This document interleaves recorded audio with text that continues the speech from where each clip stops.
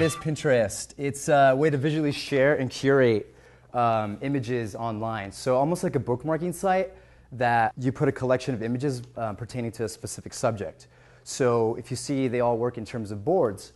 And with anything like this, I expect you guys not to necessarily think of it very linearly, like, oh yeah, like I work for like energy, it must be like a light bulb, or like da-da-da-da-da. There'll be ways to kind of to have a variation to it. So it sounds very kind of redundant, but the way is to build your own personal following, and then from there maybe leverage that to get some attention to your own other works. Just think of like making categories that are just engaging. So if it's good content, people want to go back. But if it's very like obviously self-promotional, like execs like latest article, check it out, da-da-da, and like all your boards are all about execs like latest article, it starts to get, people can really sniff that out. So anything social media starts to become more about transparency. How much trust do people have in you and the stuff like you're bringing to them?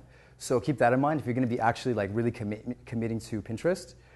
Commit to finding stuff that's really interesting and of value. So a pin is an image you add to Pinterest. So here's an image of a badass shoe. When I search badass shoes, that's a pin. It's one image. You can actually hyperlink that image, and if people click it, it might take them to a retail store, it might take them to the story, but you can do things like that. A repin is when someone else pins your image to their own board. So let's say I have a really cool image of like British people, and I have Neil there. I'm like, oh, some girl's like, that's a really handsome fellow. He's awesome. I'm going to pin it to my board that's called Dreamboats.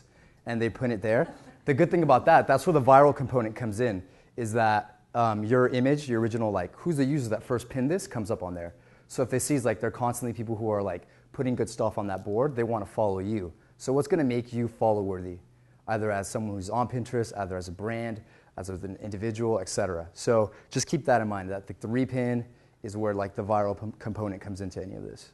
80% of Pinterest users are women, and the majority of them are in between ages of 25 and 54. So same thing going on that. On Facebook, 97% of the people who like Pinterest page happen to be women. So that's like an even stronger point at that. So it's actually still growing, like more males are getting onto the Pinterest phase, but not quite as quickly as some would imagine.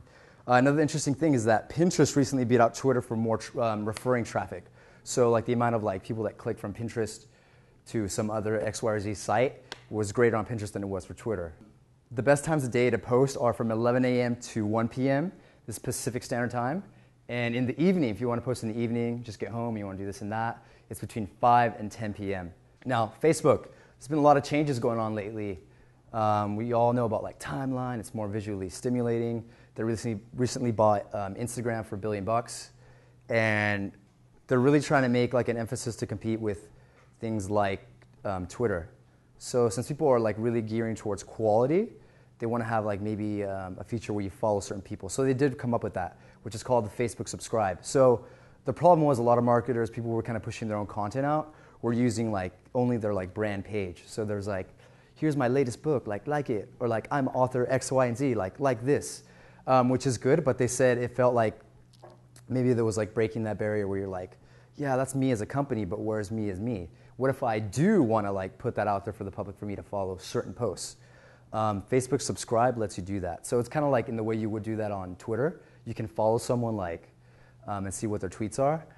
There's a lot more people moving on to Facebook Subscribe because what they want to do is like, say they do want to use their page for like marketing purposes, the amount of friends you can have caps out about 5,000.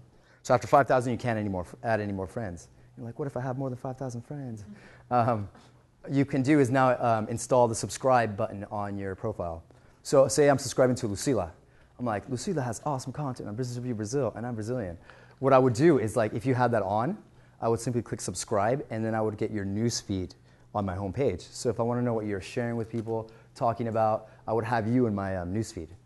But now how that works is that if I go on your page, I don't see all of like your content or like your crazy like SDSU party life. I don't see any of those pictures. I don't see any of the comments from your friends unless you have your settings set to like friends of friends.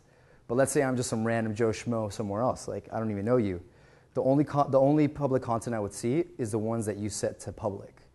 So like there's a specific way to set that, is to put like, you can have your own restrictions like to everyone except so-and-so and so. You can have it set to like to all my friends, to my friends of friends, or you can also have it to just public, which is out for everyone.